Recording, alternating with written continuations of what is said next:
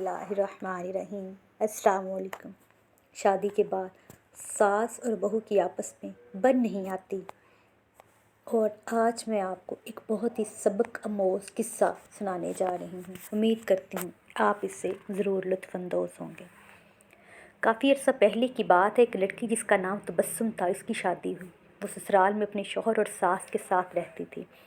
بہت کم وقت میں ہی تبسم کو یہ اندازہ ہو چکا کہ وہ اپنی ساس کے ساتھ نہیں رہ سکتی۔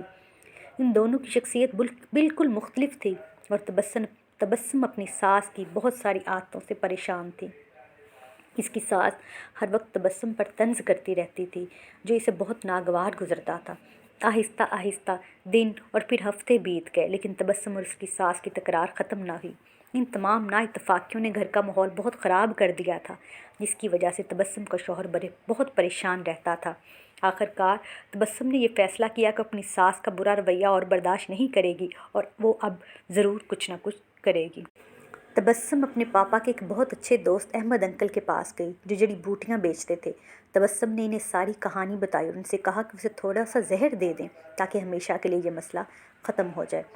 احمد انکل نے تھوڑی دیر کے لیے کچھ سوچا اور پھر کہا کہ میں اس مسئلے کو حل کرنے میں تمہاری مدد کروں گا، لیکن تمہیں ویسا ہی کرنا ہوگا جیسا میں تمہیں کہوں گا۔ تبسم راضی ہو گئی۔ احمد انکل ایک کمرے میں گئے اور تھوڑی دیر بعد اپنے ہاتھ میں کچھ جڑی بوٹیاں لے کر لوٹے۔ انہوں نے تبسم کو کہا کہ تم اپنی ساس کو مارنے کے لیے فوری زہر استعمال نہیں کر سکتی، کیونکہ اس طرح سب کو تم پر شک ہو جائے گا۔ اس لیے میں تمہیں یہ جڑی بوٹیاں دے رہا ہوں، یہ آہستہ آہستہ ان کے جسم میں زہر پھیلائیں گی۔ ہر روز تم کچھ اچھا کھانا پکانا اور پھر انہیں کھانا دیتے وقت اس میں یہ جڑی بوٹیاں ڈال دینا۔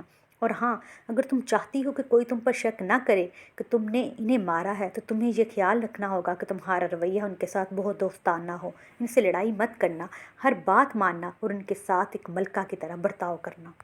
تبسم یہ سب سن کر بہت خوش ہوئی۔ اس نے احمد انکل کا شکریہ ادا کیا اور جلدی سے گھر چلی گئی، کیونکہ اب سے اپنی ساس کو مارنے کا کام شروع کرنا تھا۔ ہفتے گزر گئے اور پھر مہینے۔ تبسم روز کچھ اچھا پکا کر اپنی ساس کو خاص طور پر پیش کرتی تھی۔ اسے یاد تھا کہ احمد انکل نے اسے کیا کہا تھا، اسے اپنے غصے پر قابو رکھنا ہے، اپنی ساس کی خدمت کرنی ہے اور ان کے ساتھ اپنی ماں جیسا برتاؤ کرنا ہے۔ 6 مہینے گزر گئے۔ گھر کا نقشہ تقریباً بدل چکا تھا۔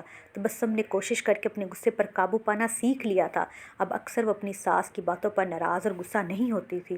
6 ماہ میں ایک بار بھی ایسا اس کا اپنی ساس سے جھگڑا نہیں ہوا تھا، اور اب اسے وہ بہت اچھی لگنے لگی تھی اور ان کے ساتھ رہنا بھی آسان لگنے لگا تھا۔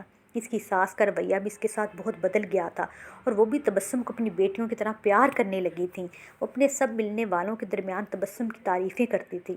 تبسم اور اس کی ساس دونوں کو اب ایک دوسرے کو ماں بیٹی کی طرح سمجھنے لگی تھیں۔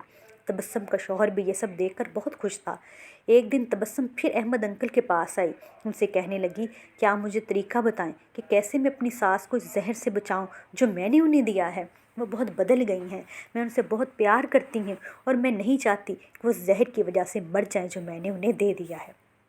احمد انکل مسکرائے اور کہنے لگے کہ تمہیں ڈرنے کی ضرورت نہیں ہے، میں نے تمہیں زہر نہیں دیا تھا، بلکہ جو جڑی بوٹیاں میں نے تمہیں دی تھیں وہ وٹامن کی تھیں، تاکہ ان کی صحت بہتر ہو جائے۔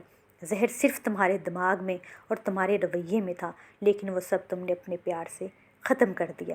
اگر ہم اپنے رویوں، اخلاق اور سوچ کو درست کر لیں تو کئی پریشانیوں، بدگمانیوں اور اپنے آپ پر یا کسی دوسرے پر ظلم و زیادتی کرنے سے بچ سکتے ہیں۔